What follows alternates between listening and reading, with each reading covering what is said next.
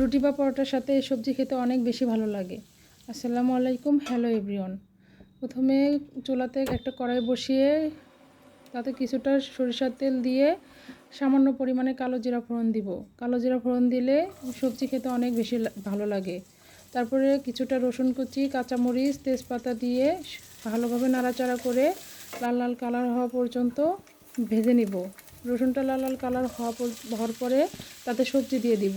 এখানে আমি পেঁপে, আলু, কাঁকরোল নিয়েছি। আপনারা আপনাদের ইচ্ছা মতো সবজি নিতে পারেন। তারপর সামান্য পরিমাণ মতো লবণ, সামান্য হলুদ গুঁড়া দিয়ে ভালোভাবে নাড়াচাড়া করে নেব। তারপর এটা ঢাকনার সাহায্যে কিছুক্ষণ ভালোভাবে ভেজে নিব। ভাজা হয়ে গেলে এতে গাজর ও টমেটো দিয়ে আবারও ভালোভাবে নাড়াচাড়া করে নিব। তারপর সবজিটা ভালোভাবে ভেজে তারপর সামান্য পরিমাণ মতো পানি দিয়ে ঢাকনার সাহায্যে ঢেকে জাল করে নিব। পানি শুকিয়ে গেলে কিছুটা ভাজা জিরা গুঁড়া দিয়ে আবারও ভালোভাবে নাড়াচাড়া করে সবজিগুলো ভেজে নিব। মিডিয়াম টু লো হিটে সবজিগুলো ভালোভাবে ভেজে নিব। তারপর একটা হাতার সাহায্যে সবজিগুলো একটু গলে দিব, যাতে মাখো মাখো হয়। একটু মাখো মাখো হলে খেতে অনেক বেশি ভালো লাগে।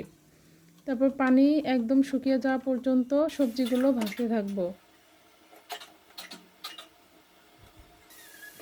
তারপর আবার ঢাকনা সরিয়ে সবজিগুলো ভালোভাবে নাড়াচাড়া করে ভেজে নিব, যতক্ষণ না পর্যন্ত পানি টেনে আসে। তারপর চুলার জাল অফ করে সবজিগুলো দেখেন হয়ে গেছে, অনেক সুন্দর কালার এসেছে। আজ এই পর্যন্ত। ভালো লাগলে লাইক, কমেন্ট, শেয়ার করতে ভুলবেন না। আল্লাহ হাফেজ।